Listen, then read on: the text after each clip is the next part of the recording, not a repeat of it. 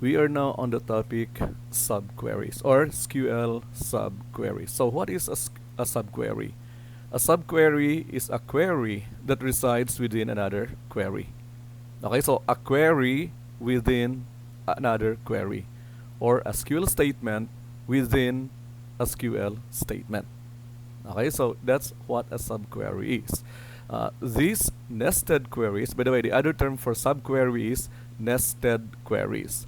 It allows us to perform complex data retrieval and manipulation in a single command, because there are times when, or situations, that it's possible that we need uh, two separate commands so that we could get the data that we needed. But then with the help of a subquery, we're just going to use then a single command and then performing the same result with the two queries that I have mentioned. Okay? So to be clear, we're going to have that one later on. Subqueries are particularly useful when dealing with multiple tables or when you need to filter data based on results from another query. So by its definition alone, so as you could see, there are a lot of usage for subqueries. Okay, and that is what we are going to have in our next slides. Okay, so first is we're going to have the syntax. A subquery is enclosed within parentheses and typically appears in various parts of a SQL statement. So this is what you're going to take note. A subquery must be enclosed within parentheses. Okay? And common places for subqueries include in the where, from, select, and the having clause. Okay, so we're going to have example each of these clauses. Okay, so take note, subquery must be within a parenthesis. Okay, so using the same database in our aggregate function topic, okay, the DB students or the TBL students. So first is we're going to have a subquery on a select clause. Okay. Now, in our previous video, so that we could have this result, we must have to do an inner join between TBL students and the TBL courses, because the course name, okay, resides in our TBL courses, and this resides in TBL students. So that is why we are going to use an inner join. But then there's another way on how are you going to do this way so that we could achieve the same result, and that is through a subquery. Okay, so select stud names. As you can see here, we have our stud name.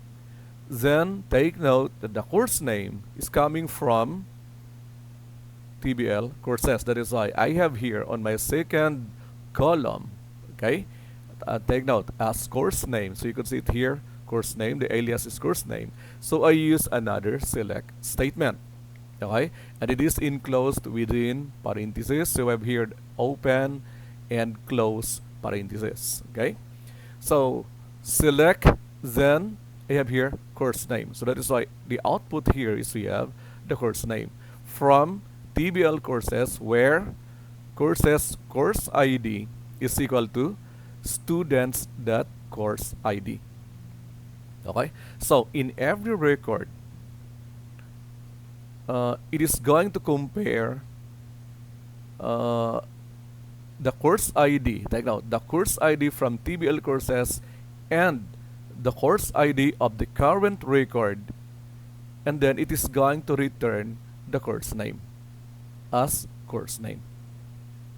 Okay, so take note, in this statement, it returns only a single column, because if ever I'm going to have here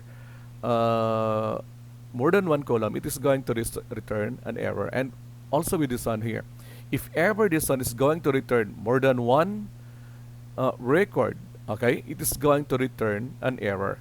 But here we are very sure that it is going to return only a single record or row. It is because we are comparing here only the current record. Take note, this is the current record comparing this ID with this course ID from the courses table. Okay, So it is again, it is going to return a single row, and it is going to return the course name. Okay, and it is now being aliased as course name. Then comma stud grade. Where does the stud grade comes from? It is still from TBL students. Okay, so take note, stud name and stud grade, they are from TBL students, directly from TBL students.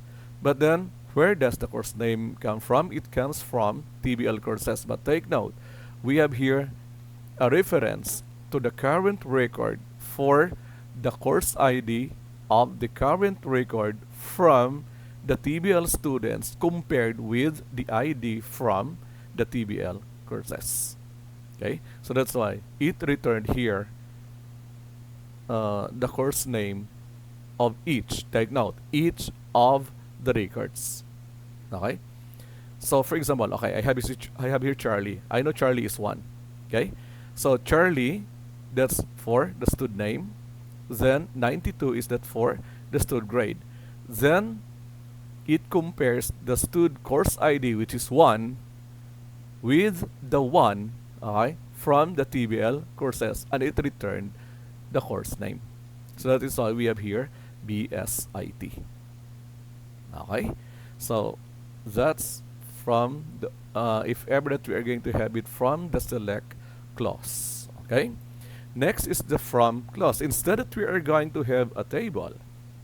Okay, so as you can see here, select stud name, stud course ID, and stud grade from.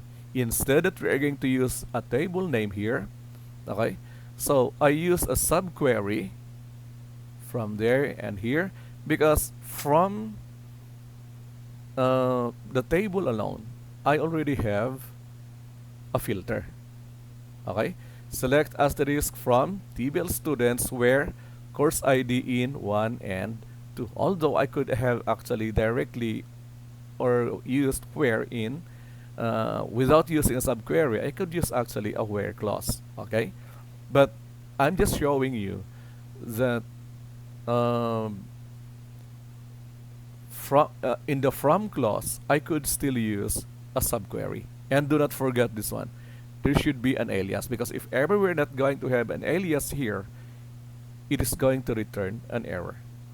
Okay, so there might be cases wherein you are going to use a subquery in the from clause instead that you are going to use a table, okay, a table name, so you are going to use a subquery. Okay, so this is for in the from clause. As you can see, we have the same result. And by the way, only the course ID 1 and 2. Okay, 1, 2, 1, 2. So we don't have the courses 3 and 4. Okay, that is in the from clause. Then we have here the where. Okay, so select name, course ID, and the grade from TBL students where, okay, course ID in. Okay, so as you can see here now, I am using here an in. Then select, although it's now redundant, okay, although, okay, in this example here, let us say, in this situation, I am sure that we have a BSIT and BSN courses, okay, but I do not know the ID of these courses. Okay, but again, I am sure that there is a BSIT and BSN, and what we have here in TBL students is only the course ID. So here, what I'm going to do is I'm going to get the IDs of IT and BSN, and I am going to have it as a filter, okay, into my where clause. Okay, so if BSIT is 1, BSN is 2, it seems like we are saying where stood course ID in 1, 2. Okay, so that is in the where clause. So take note, in this situation, I am sure that I have a BSIT and BSN courses, but I do not know what are their IDs. Okay, So we need to get the ID. It is because here in our TBL students, we only have the ID. So we are now comparing the stud course ID in the result, okay, that we have extracted from this subquery, in which it is going to return the course ID of BSIT and BSN courses. Okay, so this one example for the where clause. Okay, another example for the where clause is when we are going to use an aggregate function. So if you could remember in our previous video, we have this aggregate function min.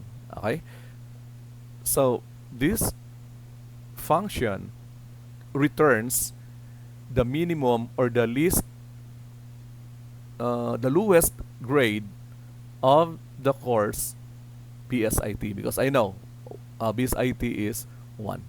Okay, so it returns only 90. Okay, that's the lowest grade.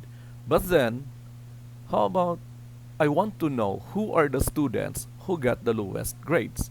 Okay, so we could not just use the min function. It is because it only returns a single value. Okay, so that's the time that we could use this one here, a subquery, okay, as an aggregate function in the where clause. Okay, so as you could see, select stud name and stud grades from TBL students where the grade is equal to the minimum. So take note, this one here is the same with this query. Okay, the minimum grade in BSIT. Okay, so it seems like we're saying select stud name, stud grade from TBL students where stud grade is equal to 90, in which 90 is the result of this SQL statement. Okay, why are we? I'm sure that it is 90 because it said in our definition based on our previous video, an aggregate function returns only a single value. So this 90 here could be substituted into this query. Okay, so that is now stud grade is equal to 90, and as you can see, we have two results, Grace and Queen. So they both get 90 as grades, and that is the lowest in IT course, BSIT course. Okay. Now, if ever you want to get the max, the highest, so just change this one into max. Okay, that is now another example for a where clause, then using an aggregate function into our subquery. Okay, so next is into our having clause. Okay, so okay, actually I'm just making this up. Okay, so I have here for select min. Okay, so as you can see in our, this now, it is going to return the minimum or the lowest grade into, I think this is BSN or BS cream. Okay, I forgot. Okay, it is going to return the lowest grade from this course. Okay, that is 70. Okay, so we have here select the course ID, then the average. Okay, we're using now the average now function from TBL students grouped by stud course ID. So we already have this one here in our previous video. So supposedly it is going to display 1, 2, 3, and 4 here. Okay, but I have another filter into my having clause. Having average is greater than the lowest grade in this course. Okay, again, I'm just making up, okay, this condition here so that we could just use a subquery into our having clause. So again, it is going to return only, okay, the course and the average, wherein the average is greater than the lowest grade in, I think this is BSN, in the course BSN. Okay, so that's why, as you can see, we have I think it is cream.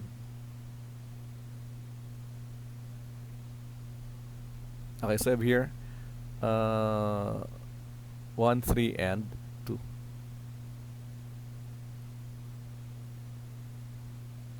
BSN, I think BSN. Okay. So that's, so as you can see, we are now using it into our having clause. So take note, it is possible a subquery can be used on the select statement from the group of, and also from the from clause. Okay, in replace, instead of using a table, you could use a subquery, then from the where clause and from the having clause. Okay, so as you go along with your journey in databases, it is possible that you could meet a situation wherein you need a subquery. Okay, so a subquery is, take note, a powerful tool that could be that could be used. Okay, uh, based on a certain situation. Okay, but even though we could say it is a powerful tool, but there are some cons in using subqueries. Okay, that is why they're saying, as much as possible, we must have to avoid subquery. Why? It is because of this one, performance overhead. Subqueries can be less efficient than other query techniques, especially when dealing with large datasets. Okay, so it's possible in our examples we could not actually feel the sluggishness or the performance overhead because we are only using 50, 100, 1000 records. But if ever that we are going to deal with hundreds of thousands of records and we are going to use a subquery, it is possible we could feel a performance overhead. Okay? Subqueries may require scanning the entire table or performing additional operations impacting performance. Okay? And readability. Subqueries can make queries harder to read and understand, especially when nested deeply. So, as you could see, we only have a single subquery here.